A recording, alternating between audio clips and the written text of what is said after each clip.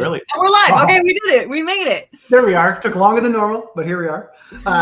Welcome, everybody, to another episode of FUD with Friends, which is one of my favorite episodes because we get to bring on experts and subject matter geniuses, and often we get to correct genii. Is that the plural? Kind of like the Winklevi twins. That's what I say. I learned that one this weekend. I've been saying it for years. Anyways, so we have a guest here today. We have a really awesome topic. Maybe, Ceara, you want to introduce? Okay, we're going to talk about governance again. You didn't have enough governance on Monday. And also, you can't trust JD or I on anything. So we had to bring in the governance guru, which is Coolhorsegirl or CHG. CHG, who are you? Why are you here? Do you care about governance? Hey guys, I know it's rarity these days, but I do care about governance. I'm Coolhorsegirl or CHG. I work at Tally, the on-chain governance platform. Then I've worked in DAOs since literally 2019. So too long, at this point. But I've been trying to make governance work since 2019. But it seems like it's working more and more. So I'm excited to talk about the developments and stuff. Awesome. But yeah, thanks for having me, guys. Well, that is what we're going to talk about. So if you tuned into Monday's episode and you had questions about multi-chain, cross-chain, does on-chain actually matter? If you were like, hey, Ceara, JD, you didn't actually talk about how a bunch of ETH decisions are made off-chain and then we sort of ignore what happens on-chain. That is what we're going to ask CHG about, because she actually knows. Ready? Let's do it. Let's fucking go.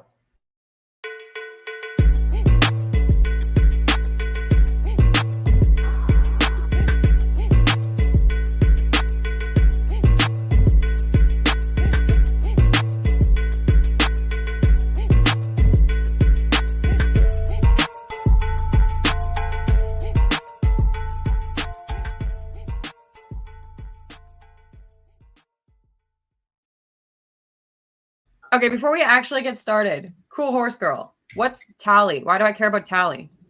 Okay, Tally's a governance platform. So it does three things that you're probably familiar with, but they're articulated into a single product, which is Tally's governance platform. So on Tally, you can vote, you can delegate, and you can create proposals. So those are basically the three things you need to make a DAO work. So most DAOs, or every DAO pretty much, the outliers are Lido and Maker, because they were made before the Governor framework came out. But most DAOs use Governor, which is a set of smart contracts that allows you to vote. It helps index the votes, and then you can execute actions on chain, which is super important for crypto because we want no third parties, right? We don't want middlemen. This is important in governance as well. So this is Tally's mission, to make sure that there's no middlemen needed in governance either, when things are sometimes even more political than working with banks, right? You imagine you agree to something with your friend, you dare them to do something, and people never complete the dare. People never deliver on what they don't end up wanting to do, even if they promise to do so. So these DAO smart contracts make that a reality, which is really cool. Sure, we'll talk more about it, but it's really cool when you think for all the crazy shit that happens in DAOs, you think, imagine if this was happening at Walmart, and you saw all of this shit go down in public. It would be like those crazy Walmart videos, okay, but imagine the many DAO, contributor crypto people act like crazy people at Walmart, but they're the executives of the company. So it's you have one of those X accounts that's overheard in DAO. Yeah, there should be one of those. So, is there? One really important thing to note here before we kind of continue on with the conversation, and you probably are too humble to admit this, but Tally is kind of like what NVIDIA was up until 2 minutes ago, where NVIDIA pretty much powered everything, but no one really thought too hard about it. Tally manages $20 billion worth of governance assets, which obviously isn't a small amount. And I think you have 200,000 plus delegations, which is insane. So just worth noting, if you haven't heard of Tally, you probably actually interacted with some of Tally's contracts, and so we're super stoked to have you here. So. Okay, the other Tally thing that I want to talk about before we actually talk about multi-chain and any of these difficult topics is the LST, the governance incentive LST. I think this is super cool. On our episode earlier on Monday, we talked about what can you actually use your tokens for? Do they have utility? What does that look like? Why does it look like that? Sorry, JD, I don't know how to produce an episode. What does it look like? Why does it look like it? But I read that recently Tally introduced liquid staked tokens. So is this your governance token? Is this how you're funding your platform? Tell us about the LSTs. Totally. This is really cool. This is like end game for Tally. So Tally was of the, probably 100 DAO tools that raised in 2020. There's very, very few standing. There's less than 5, maybe less than 3. And Tally's one of them. So we've been doing this governance platform for 5 years now. And it's slightly monetized. We earn money on some things, but it's more less frequent and steady, I guess. So we came up with the idea. We're seeing staking happen so often. We're also seeing a lot of DAOs be potential victims to 51% attacks.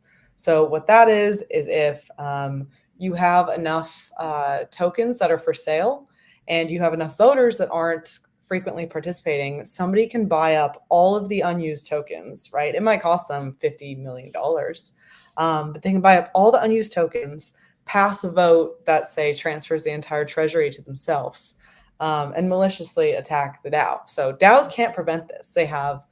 They are turning to staking, and there's a ton of people who aren't delegating their tokens, leaving, people are choiced with financial utility or organizational utility for governance. And like, what are you going to pick?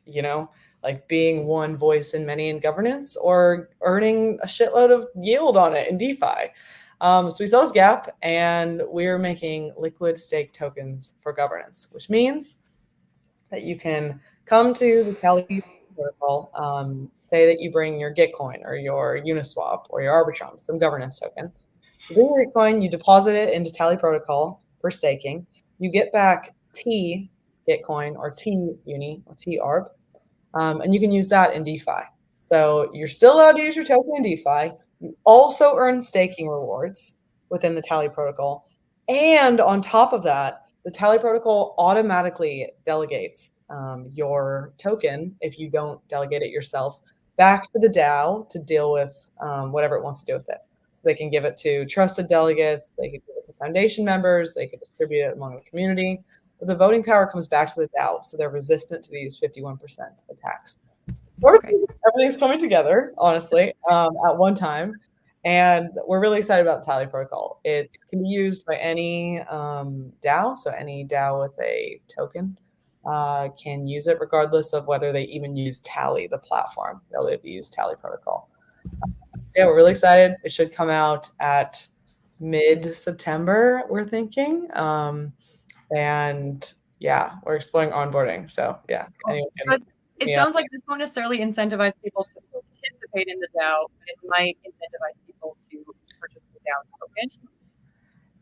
No, it should help with maybe purchasing the DAO token, right? If you have more utility, the token price is likely to be better. But also, it incentivizes you to delegate your participation in the DAO. Like if you use Tally protocol, you are participating in the DAO. And you don't have to be clicking around with governance. All you have to do is get your LST, which you can go use in DeFi. But then your voting power goes onwards to the DAO to vote on what to do with it. So Uniswap could earn 100,000 Uni tokens that are undelegated in the Tally protocol. So those people are earning money with staking and in DeFi. And then their voting power just goes to Uniswap DAO to redelegate out. Is the staking yield being paid in this environment by the DAO, or is there another mechanic to generate staking yield? You would want, most DAOs that are going to use this would want some form of income to start using it. So I think the bigger DAOs are going to be the ones that are using it to start with. Some that come to mind are Arbitrum, I think, is in a good place. Uniswap as well. Both are thinking about turning on staking. So yeah, it comes from the DAO. I have one more question that maybe is a little smooth-brained of me. But is there an environment, or is this maybe on the roadmap, where you could have a basket of larger cap assets that you use to delegate to a different DAO's voting capacity? The reason I'm asking that question is because a lot of smaller DAOs, as we've identified, people that aren't Arbitrum or Uniswap or others, don't have the same kind of market presence, but also their assets are a heck of a lot more volatile and a lot more risky, which again is kind of prevents people from holding significant amounts, especially in the early days. Have you guys, first of all, this doesn't allow for that currently, does it? That's correct. You could do it individually. You could find your, insert random token and delegate it. You could find your whatever and delegate it. But you're asking if you could just say all of my ERC20 tokens I'm delegating to maybe one person or one group.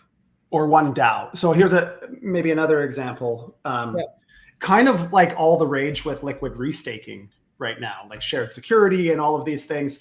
If, for example, JD DAO or Go FUD Yourself DAO had a market cap, let's say, of like 10 million. Of course, we are nowhere close to protected from any type of manipulation. But if we then said, you can use Uniswap tokens, you can use Arbitrum tokens, you can use ETH, and that, if you stake them in Tally, will give you voting power for Go FUD Yourself DAO when our token isn't good enough. That's a great question. I think there should be a way. Royalties if you guys use it, no problem. No, there should be a way to do that. I think the fear with that is getting your DAO captured by Arbitrum or Uniswap holders. If I'd rather band together, right, with all the Uniswap holders to capture a small DAO rather than keep my small amount within the small DAO, right? Yeah. That's actually a good point, because then you have a few people making, in theory, a few protocols that have outsized control over the whole. It's like a conflict of interest. Yeah. So is liquid restaking in many ways, but that's a topic for another day. We've come across that. Yes, we'll see on that. I'm hoping that the DeFi degens deal with that one, and the Tally protocol sticks more to governance, but we'll see. I think that's actually a really natural segue into the topic of cross-chain, multi-chain. How do smaller DAOs operate? How can it be more accessible? How do you actually get people to participate? So obviously Tally's LST is a great incentive for participation, but what else can we do? And what is Tally doing about that? Yeah, I am super excited about cross-chain and multi-chain stuff, as we're starting to obviously see all DAOs are way, way more interconnected. Right? So they need ways to exist beyond the one sort of like vendor locked in place they live in. A key example of this that I think makes sense to a lot of people is DAOs that live on Ethereum. So many of the DAOs that were made before L2 started popping up left and right. So that's Gitcoin, Ethereum, or Gitcoin, Uniswap, Compound, all of those live on Ethereum. They're just early DAOs, right? And think about how much it costs to vote or to delegate or to create a proposal. Those are all on-chain transactions. So just to be one of, a million, one of 100,000 voters, you have to pay, what is it, $10 sometimes, $20? I've got it for $40. So obviously this governance participation is so shit and low because nobody wants to pay $10 to participate as one of 100 voters. So that's where multi-chain and also cross-chain in some ways comes in. So are we clear with sort of like why this could be important to a DAO? I was going to say, do you want to have the cross-chain versus multi-chain discussion that I've only talked your ear off about? 60 hours total now, I think. Let's not be boring and pedantic for this, but I think it is important to note about Wormhole and how they're supporting you. And JD, I believe that you've worked with Wormhole as well. Oh, cool. Yeah, we actually were going to we tried to have them on, but availability didn't match up for this episode. So it kind of could have been pretty fun. But I was actually going to ask you the question about this, where, I mean, multi-chain and cross-chain could be different. They are different definitions, of course. But what's really interesting now that we have all of these kind of bridge/messaging infrastructures, there's opportunities in some ways. One of the challenges that Aave had, of course, was you could only vote on mainnet for the longest time. I don't know if they fixed it now or changed it. You could only vote on mainnet for the things that happen on Avalanche and Solana and all of the other networks that they're present on. Wormhole is doing something pretty interesting. They're calling it the Cross-Chain Infrastructure Protocol, and it's set to launch its W token on the Solana network. The W token will leverage Wormhole's native token transfers, their bridging mechanisms and cross-chain messaging to enable seamless cross-chain interactions. The decentralized autonomous organization, DAO, will operate as a pioneering multi-chain governance system, allowing token holders to participate in governance across multiple blockchains. Pretty exciting, in my opinion. Now, from your perspective, is this the right way to think about cross-chain governance? I think this is an extremely good start with the tools that we have available now. I think as right now, it's a bit complicated, right? The multi-chain versus cross-chain thing. I think especially because there's many, many people at crypto who use them interchangeably. When I guess in reality, the difference is somewhat different, but a little bit nuanced. I usually think of it as multi-chain is when you have a game and you can play it only at your house, or you can play it at your school computer, but at school it isn't the same. You don't have the same stats as at home. It's a completely different game. Whereas cross-chain, it's different, right? You play Clash of Clans on your phone at home, you play it on your computer, you're in the same town hall. I used to play. That was actually a great analogy that would have saved us the initial 40 hours of discussion on this. Yeah, that one, it's helpful. I mean, it's the problem with people just using them interchangeably, which I've definitely done before. But they have slightly different meanings. So within this Wormhole multi-chain governance setup, Wormhole has a cross-chain messaging bridge, which is that native token transfer that is interoperable between blockchains, which is why it's cross-chain. So like the game, like what is on one blockchain appears on the other. Multi-chain, you can think of it somewhat as just like adding more steps to the sort of like messaging. We're calling this multi-chain governance because it runs on a hub and spoke model. So if I'm Aave or a Gitcoin or Compound or Uniswap and I live on Ethereum, you could make your governance still live on Ethereum, which is great benefit, right? You get the security of Ethereum. And then you could have people vote, delegate, and create proposals from any chain that they hold tokens on. So using Wormhole's native token transfer, it's like really easy. I still don't even fully understand how it's so easy, but you can basically just like set it up with your token immediately. So when you have tokens on other chains, then more people can vote for one, because now there's people who had their chain on Solana or had their chain or had their tokens on Solana or had their tokens on Arbitrum. Now they're able to vote as well. And then also it's way cheaper, right? Because if you're on Arbitrum, you can vote for 2 cents or, 1/5 of 2 cents. So yeah, it's huge. We're really excited about it. It's gonna, I think, really improve DAO participation in some of the core DAOs in the space. Like you think of these ones and you're hoping they have high participation, but the real rates in some of the OG, like looked up to successful DAOs are really low. So we're hoping to both onboard those DAOs who like launched on Ethereum 4 years ago and now are sort of, screwed into staying there, but don't have to be anymore. And then also new DAOs that just want to have their token on multiple chains. I think it's like key for scaling. If you're going to be a successful DAO, at some point your product will, ascend to the point of needing a token on multiple chains. So it's a good setup. Okay, here's my smooth brain question. Are you going to be able to stake and then wrap your DAO token? Can I go on Tally and stake my token and then also go via wormhole and somewhere else?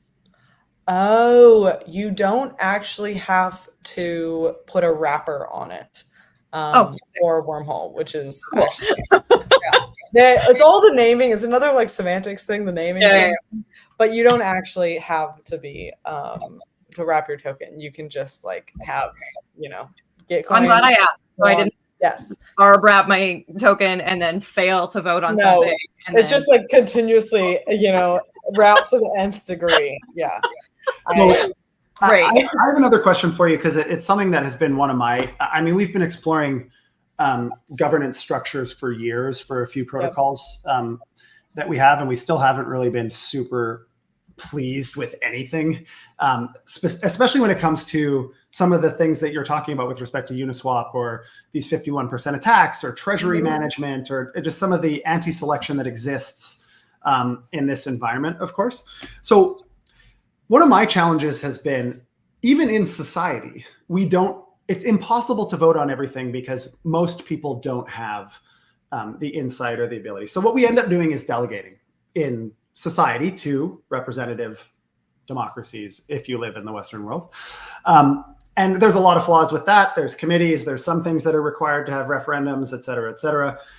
How do you see that factoring in? I know we can delegate on chain, but are we making the delegation decisions? And is there a way to ensure that those delegation decisions are not whoever has the most friends on YouTube or whoever happened to already be the largest person delegated to, which is what we usually see. And what ends up happening is there's like a pretty small group of people that end up with an outsized amount of voting power. What are your thoughts on that? And how do you think the space is getting better?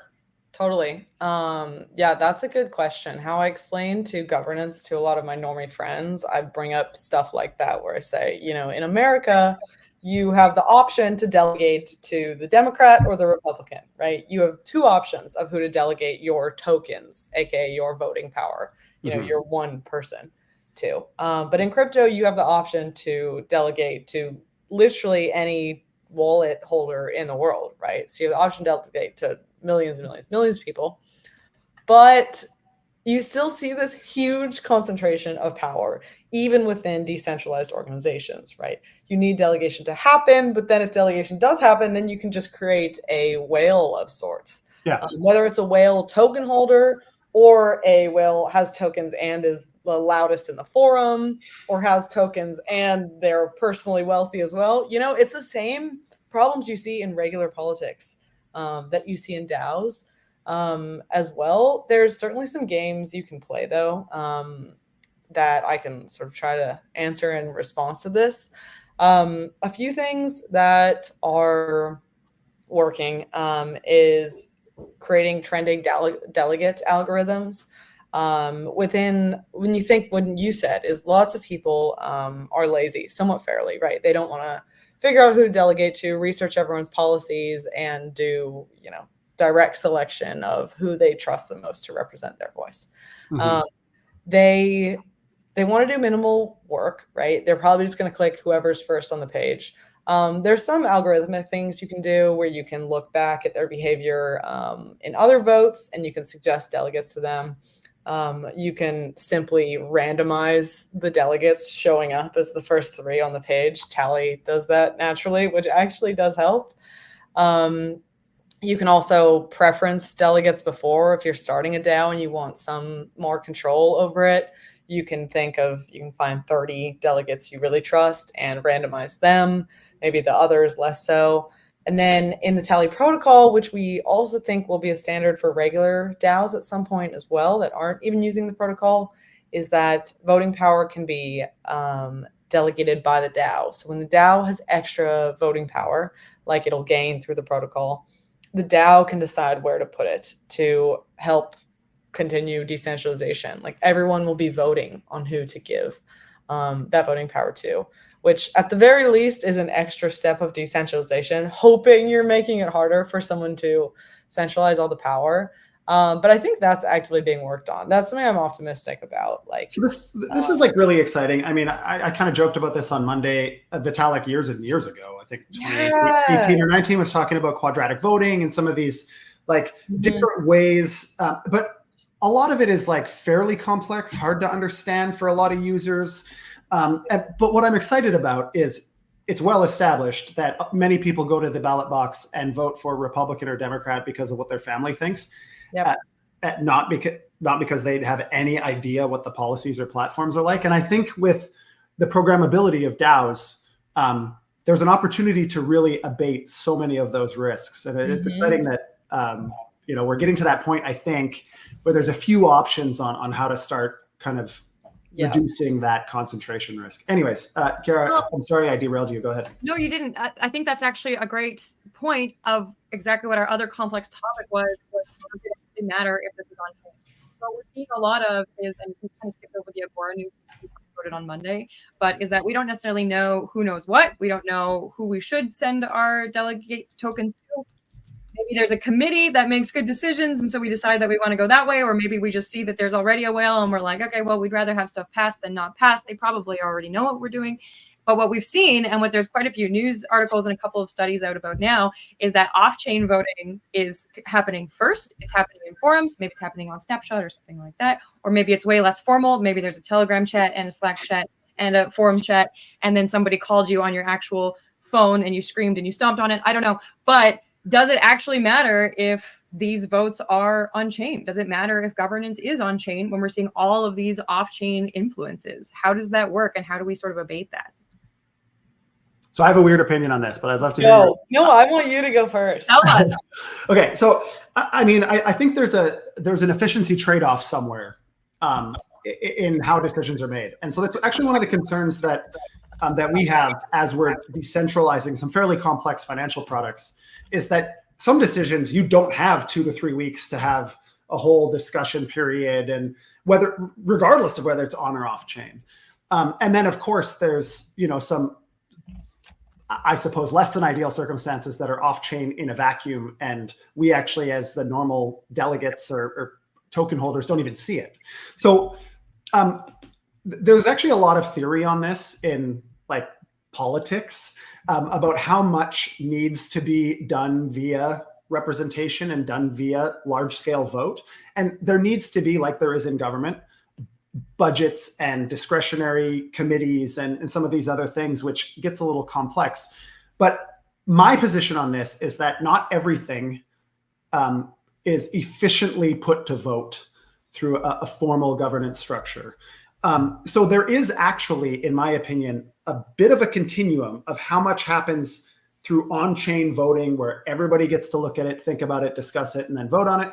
Or there's some things that are kind of done, maybe a package voting, like a budget package for the year, but little micro decisions are made within there.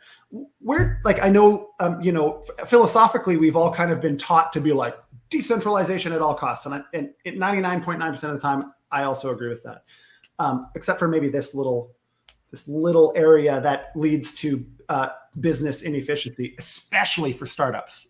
What are your thoughts? I'd love to hear. I have PTSD from having to do an on-chain vote over to use Jira or Asana for project management software. Oh my God. Yes, it was, and tensions were heated, and like people were, I don't know. It was so bad. Anyway, so I know exactly what you mean as like operational inefficiency. It sucks. And it's really difficult. I think a really good model to start with is everything monetary or having to do with financials needs to be voted on chain. A lot of places are unwilling to give over the reins to the community, obviously, or they want to only use off-chain voting, which is more like, vague, non-binding signaling. But I think voting on chain for everything that has to do with money is a really good start. The reason is because when you're a large token holder, you are going, you can use your votes. However, the executor at the end is it's very unlikely they're going to do something that ends up going against their personal goals for the DAO, regardless of whether it's voted on off-chain or not voted at all, right? If it's not, they have to execute it permissionlessly, trustlessly, then they won't do it. So I've also seen that where I was part of a DAO that did an off-chain vote where we promised to, like, we were agreeing to launch a token with another DAO. The other DAO had done all this marketing, all this stuff, and then my DAO was like, actually, we don't want to. And because the vote was off-chain, it wasn't enforceable, it wasn't immutable, and it basically meant nothing at the end of the day. So that's why on-chain voting is important, especially for financial agreements. I mean, the other analog that I kind of think about is just like when you start a company, like an equity company, and you have stock issued, eventually you might get onto some small public exchange or something. But again, I mean, you have a board of directors who is voted by generally the shareholders to then make a lot of those kind of minutia decisions. And we're seeing that actually on chain in certain ways. But I guess in the interest of the fact that we're almost out of time already, we could have you on for probably 3 hours because I have like 50 more questions. Yeah, I'll come back at some point. but I guess what I'm gleaning kind of from this conversation is there's incredible infrastructure already. If you didn't know, Tally, and there are a couple of others I think in the space, but obviously we're biased. And there's groups like Wormhole and many of these infra providers and crazy people like me that come up with these LST ideas. And I actually do have some ways to deal with that. Maybe we can talk later. But anyways, super exciting. Really appreciate you answering my questions. I think it's great. Yeah, Ceara, what? Multi-chain, accessibility, participation, cost. I love the LST incentive. Hell yeah. Winning the DAO, friggin' go for it. And make sure it's on chain. Otherwise, it's not immutable. A conversation is not necessarily a vote. I think this is a really great base level for people like me who are a little bit newer to governance than JD and CHGR. But, we had our news on Monday. We're seeing that governance is picking up. We're seeing that it's a hot topic. And I think that is reinforcing the degen ethos still being present in all of our operations too. Which totally. Is what FUD Yourself is here for. So before we kind of jump to the conclusion, Coolhorsegirl, how can people find you? Where are you? Yeah, how can they follow you and learn more about what you're doing? I'm on Twitter at Coolhorsegirl2. Coolhorsegirl1 got hacked by a porn bot, so that's why it's 2. Hacked. Yeah. That's it. I've heard that one before. Trust me. I'm on there. You can always hit up the Tally Twitter too. It's TallyXYZ. I'm looking at it sometimes. And otherwise, I'm in London, and I'll be in some Asia conferences if I were to see you in person. I did tag you on X, so if you're looking for the easy click, you can head to my profile where you're probably watching and click and follow, because CHG has lots of really cool stuff to say. JD, Did you subscribe to our channel?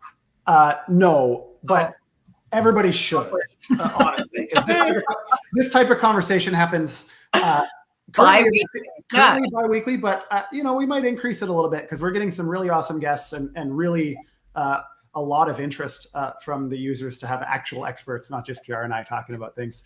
So like, share, subscribe, press the bell, do all that shit so you never miss an episode.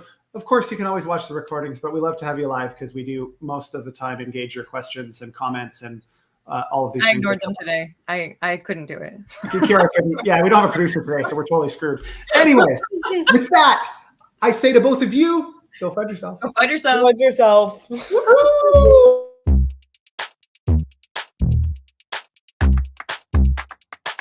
With that, I have to say, go FUD yourself. Go FUD yourself. Go FUD yourself. Go FUD yourself. Go FUD yourself. Go FUD yourself.